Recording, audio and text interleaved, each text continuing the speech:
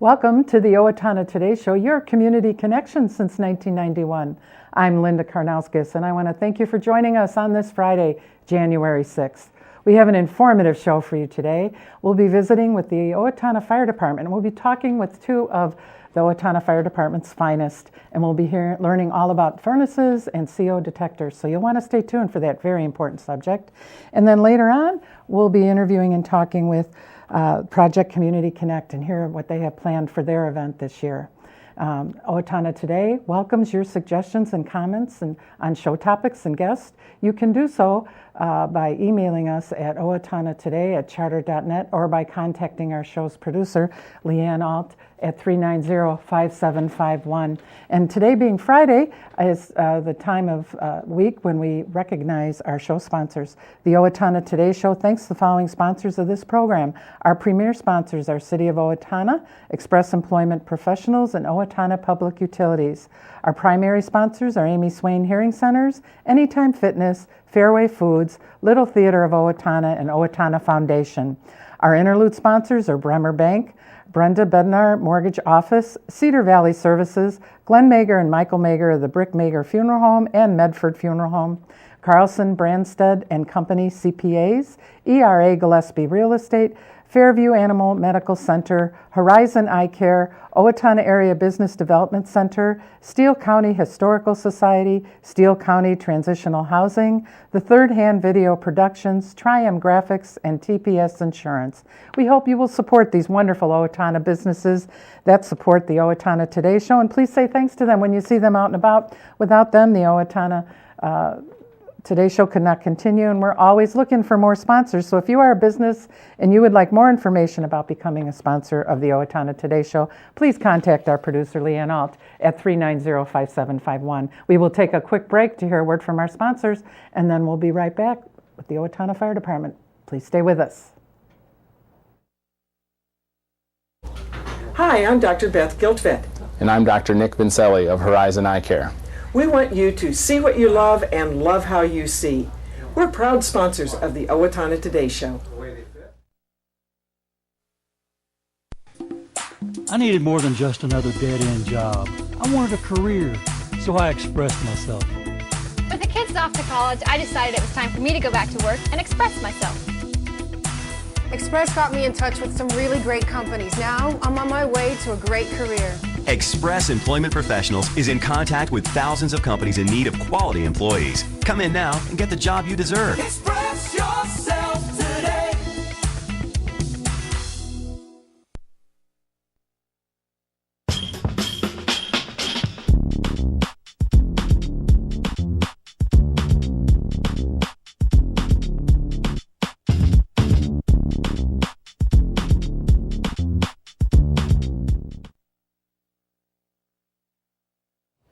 Welcome back to the Owatonna Today Show, your community connection. And I'm here visiting with Kelly Hansen and Todd Ulrich. How you doing? Very good, thank you. Two of our Owatonna Fire Department's finest, right? Absolutely. Thanks. We're glad to have you. So we're talking about a very important subject today. We're talking about CO detectors, and we'll get into what CO is and all that. But first, Todd, why don't you tell a little bit about yourself and a little background? A little bit, I guess. Been on the fire department for about 34 or 35 years. Fire equipment operator, started out as a resident up at the fire station for the first few years, and then was the paid on call and full time. So got a few more years, but pushing the envelope of retirement. So yeah, just about done. So. And Kelly, why don't you share a little bit about yourself? Follow a lot in Todd's footsteps, I guess. Born and raised in Owatonna. My dad was on the fire department. Moved into the fire hall as a resident sleeper right after high school. Started full-time 20 years ago as a full-time fire equipment operator, now shift commander, and a couple more years too for retirement. Mm-hmm. So this could be a question for both of you, but is it something you always, when you were younger, always wanted to be? For me, yes. Yeah.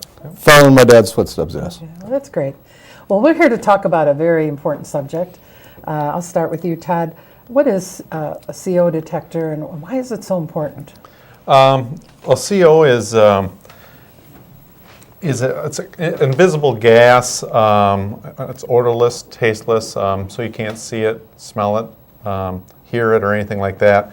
And what it comes from is it's a fossil fuel or unburnt fuels that come from in your residence. It could be from your water heater, your furnace, your stove, fireplaces. If it would be gas fireplace or a wood fireplace, it really doesn't matter. CO also comes from those.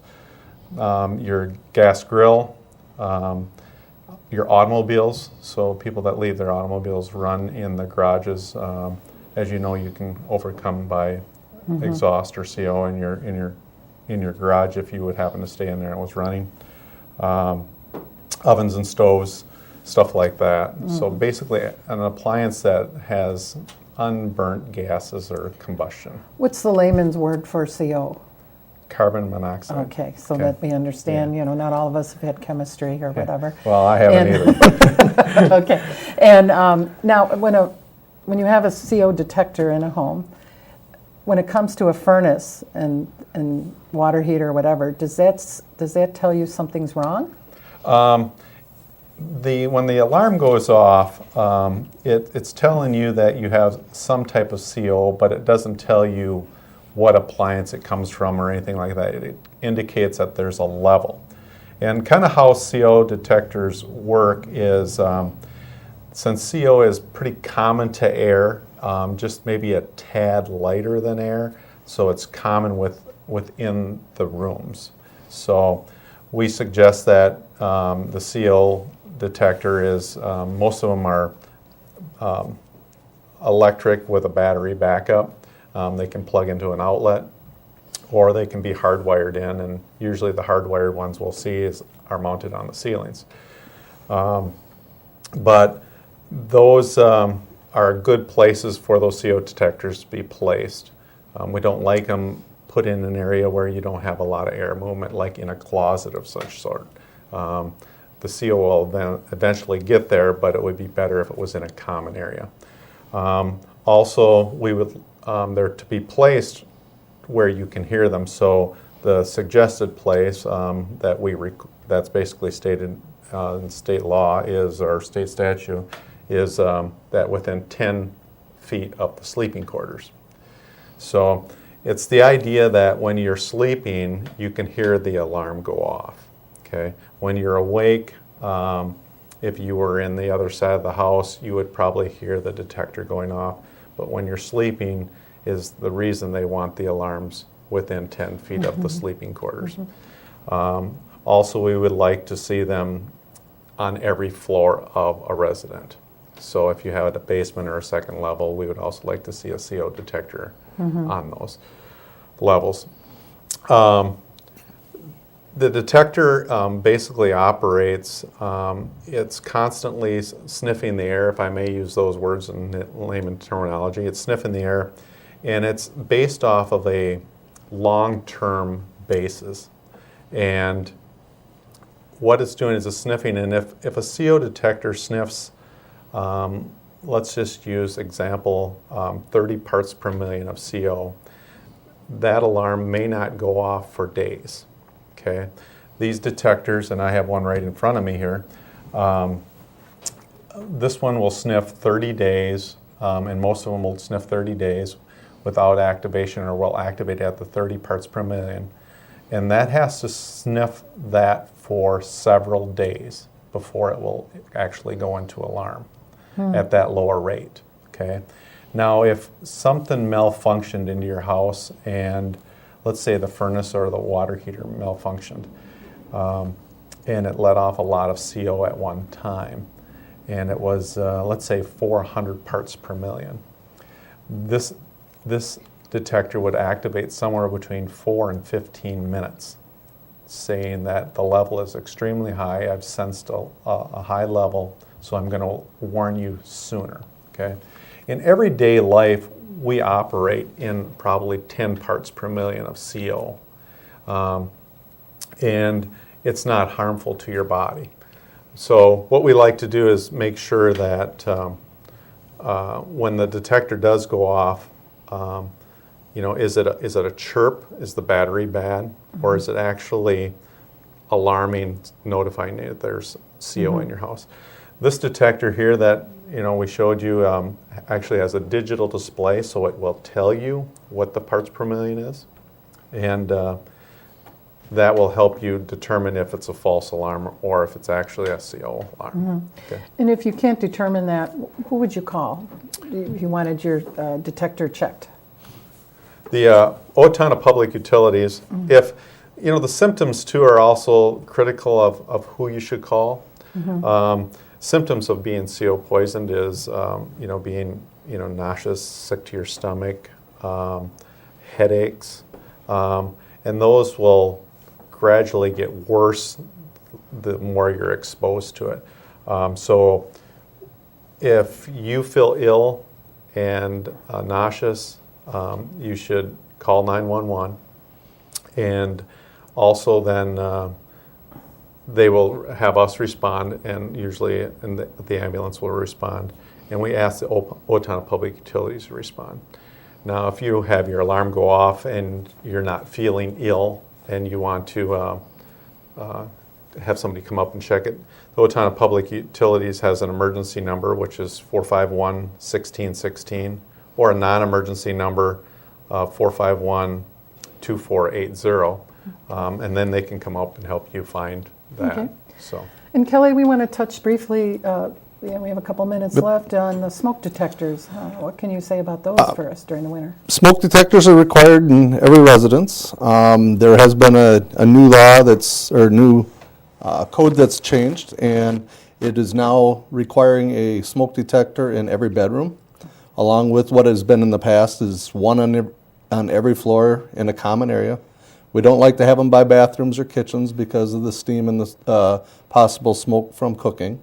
We recommend that you test them twice a year. That's when we change the batteries also, but check them on a monthly basis by testing them, by pushing the button, but changing the batteries every 6 months at the same time that the change of our clocks per se. So the smoke detectors can be hardwired or just battery backup. So we recommend one, like I said, on every floor, and then one in each sleeping room. And the reason they're asking for them in the sleeping rooms now is we should be sleeping with our doors shut. And that way, if a fire is in the halls or out in the kitchen area, that the smoke doesn't get to the bedrooms, and vice versa. If you have a fire in a bedroom, it doesn't get to the hallway. Okay. But it's going to notify you either way. Okay. And if one of our viewers wanted to brush up on this information, where would you guide them to go? You can have them call the Owatonna Fire Department at 444-2454, or you can go onto our website. The City of Owatonna has a website with the fire department and has a lot of these questions right there, and you can ask questions via the email. Mm-hmm. And although you can't recommend any units or specific things, what would you say they should look for in characteristics of a digital readout?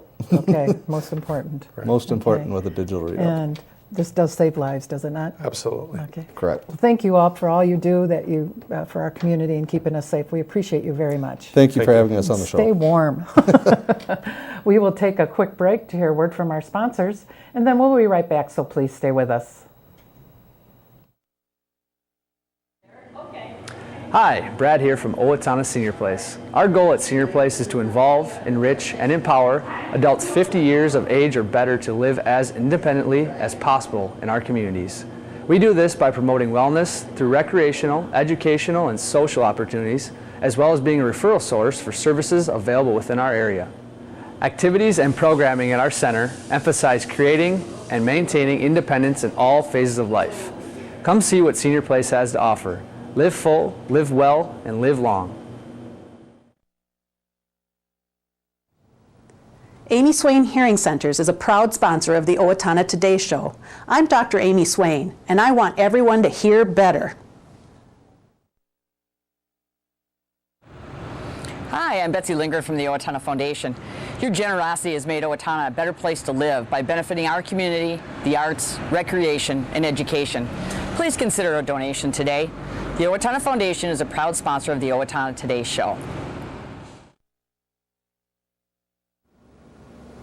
At Triumph Graphics, we think beyond ink. That's why you should make us your source for creative concept, design, print, mail, and web. Check us out today at triumphgraphics.com. Owatonna Public Utilities, real people, real reliable, real progress. Making life a little easier day after day, taking pride in our community, listening to what you say, a voice you can talk to. We're growing with you in mind in everything we do. Owatonna Public Utilities.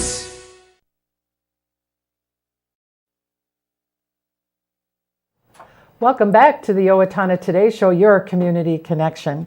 And I have here with me Julie Anderson. How you doing? I'm doing great. Thank you for having me. And we know your face because you're associated with transitional housing. You bet. You do so much for that in our community. But today we want to talk about Project Community Connect. Absolutely. And how important this is. And even though you head up the transitional housing, you're involved on this team Exactly. that does the Project Community Connect. So Julie, so we don't waste a lot of time, why don't you explain to us the Project Community Connect behind the scenes, Absolutely. how it got started, where it came from, that type of thing. Absolutely. Well, we're very honored to be a team of very passionate nonprofit leaders and government leaders who work with people who are homeless or are at risk for homelessness. So the concept behind this team, and it's called the Community Response Team, is to discuss matters pertaining to homeless individuals or individuals who are at risk for homelessness. And the nonprofit organizations and government organizations in this team, called, again, the Community Response Team, come together once a month to talk about these issues and resolve these issues and how to reach out to people who are homeless or are at risk. And one of the key projects that we have is something called Project Community Connect, which is an event that takes place once a year, typically in a church or a large location, where we connect with people who are experiencing homelessness or are about to become homeless, and we work with them to access multiple services in one place at one time. Okay. If we just take it a step up, it comes from an organization. There's an Yes. administrative organization. Would you just touch on that? Absolutely. SEMCAC, which is SEMCAC, is an organization that has multiple different offices in southern Minnesota that, for example, leads the Head Start program, programs for utilities, paying utilities, sometimes rental assistance, a number of services at one time and in one location. And SEMCAC has kind of been the conduit, more or less, trying to pull together the nonprofit agencies and governmental agencies that work specifically with people who are homeless or at risk. So they've been kind of the conduit to lead the Project Community Connect event. So the people that make up the response team are such as yourself, Right. Salvation Army, that type of thing? Exactly, Okay, exactly. so all those groups. And then you have a unique individual that, or a unique function that sits on the board and explain that. Exactly. So we have an individual who's leading this effort, kind of the facilitator, who comes from SEMCAC. And in the past it's been Iracema Hernandez, and she is taking a slight leave, and we have other people who are stepping up. But we typically have an individual who kind of leads that effort, and then she delegates among many, many people who do great work on the committee. And the board also consists of, I think you shared, a person from the homeless community, Yes, correct? this is also a good point. We have people in the community who are experiencing homelessness who serve on this committee as well, the community response team as well.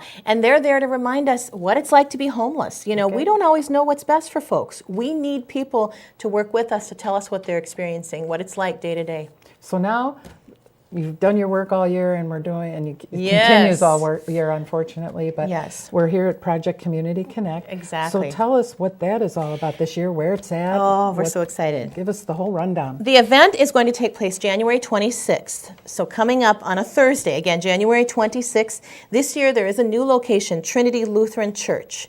And Trinity Lutheran, as you know, is on Lincoln Avenue, 609 Lincoln Avenue here in Owatonna. The event starts at 11. It goes until 2. So again, 11 o'clock to 2 o'clock. We have a number of activities planned. We have a free lunch, and that's people who are, low income or people who are at risk for homelessness, people who are currently homeless can come and have lunch.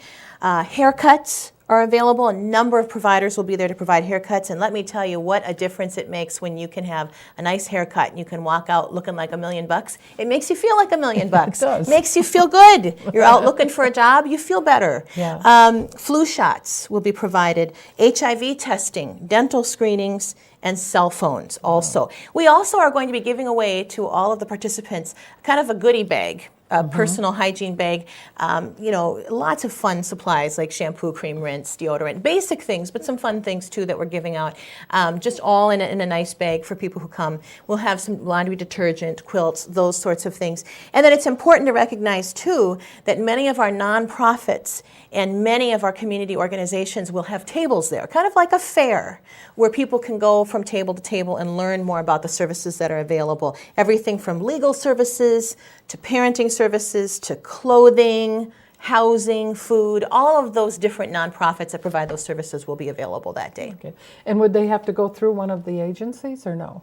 They can just come and stop over. They don't even need to be a member of an agency or sign up for anything. They'll do an intake when they first come into the event. There'll be a registration process. It'll be very brief. And then they'll go ahead and access a lot of those tables. You can just walk around and enjoy and get some free bags and kind of like going to a county fair or, an event that's kind of more like a fair format. And so they're going to have a good time. I think it'll be a very warm and welcoming environment for everyone. Now, could you go over what you consider to be homeless? The areas of absolutely maybe questions people need to ask themselves? Yes. A lot of people don't self-identify as being homeless, even though they truly are. If you're couch hopping, so if you're going from home to home and you don't have a fixed place to stay every night, and you don't have the income to be able to provide that first month's rent or damage deposit, you're just going from home to home. That's homeless. If you're living in your car because you don't have the resources to be housed, if you're sleeping on someone's couch, if you lack a warm place to stay, you would qualify, and you can definitely come. So if you're homeless, you're definitely able to come. If you are low income and you're at risk for homelessness, if you're facing an eviction, you're definitely welcome to come. So if you're in a situation where you're at risk, we definitely want you to come as well. So if you're 2 months, you're looking at the rent, right, and 2 months is it, and you're really worried you need some alternatives. Absolutely. Come to our event. You bet. How long has this event been going on? It's been going on for about 10 years. It actually started in the early 2000s, and it started kind of in a smaller format where we would meet at a restaurant, for example, and then it started to build. We've had a number of different locations since then. So it's been about a decade now that we've been doing this. And how many, can you guess, or do you know, came by last year at the event? We had over 104 families, 104 households, I should say, that participated in the event. So if you consider, on average, 4 people per home, for example, that's quite a few. So 104 households. Wow. Now, as we're going down this list, all these things are addressed through the various booths? Right. The various booths will address a number of services. And I see here you're going to have interpreters available? Yes, we will have interpreters available for Somali and for Spanish as well. That's wonderful. And then also on the list, I see cell phones. It's kind of a unique thing to see. Explain why that is so important. Cell phones are incredibly important. People who are homeless or are close to experiencing homelessness, that is their connection. That is their life force. That's how you get connected to jobs. It's how you get connected to your child's school. It's how you get connected to housing. So while people may say, "Oh, cell phones, that's not a basic need." Oh, it truly is at this point a basic need for people. It's their connection to any help or service that they can have. Most homeless people that we meet don't have transportation. The only way they can connect with human services, for example, or with our agency is through phone. That phone is their life force. It is their connection. So truly, those phones are very important. So for those of us that are watching today and really want to help, how can we help? Well, I would encourage you to give a call to Transitional Housing. If you do have an interest in helping, we can be reached at 507-446-9315. And the services that people can provide are, if they would like to donate, for example, hygiene supplies like shampoo, cream rinse, deodorant, toilet paper, those things, that's very important. If they have things like quilts that they would like to donate, that would be great as well. And of course, anytime people are interested in helping at the event, we would love that. Donations to any of the nonprofits are also always welcome. And again, 507-446-9315 is Transitional Housing. Okay, and what is the highlight of this event for you? I just love the fellowship. This is like Christmas to a lot of us because there's this connection that you have all year long. You talk to people on the phone. They remain on the waiting list until there's a spot open in the program. And you get to know them. You start to talk to them about how's your job search going. We talk to them on a monthly basis. And then you finally get to meet them in person. And it's just to put the face with the person. And then you sit down and you break bread together. Mm-hmm. And the people that are sitting across from the table from us are no different than we are. No. They're truly no different. They've had a life turn of events that was beyond their control, or they've experienced generational poverty. That doesn't make them that different. They're just like us. And so just because your income is different doesn't really make you that different. So we can share our humanity together and break bread together, and that's really the best part. The meal that we share that day is really wonderful. Well, we want to thank you for coming in. Are you seeing success stories? Oh, absolutely. Great. We've got people who are volunteering now who Okay. used to be homeless. Great. Well, thank you for all you do. Thank you. We will take a quick break to hear a word from our sponsors. Please stay with us.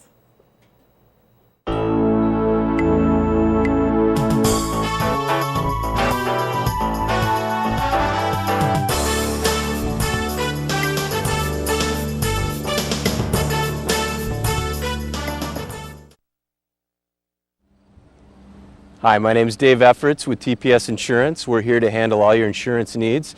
We are a very proud supporter of the Owatonna Today Show.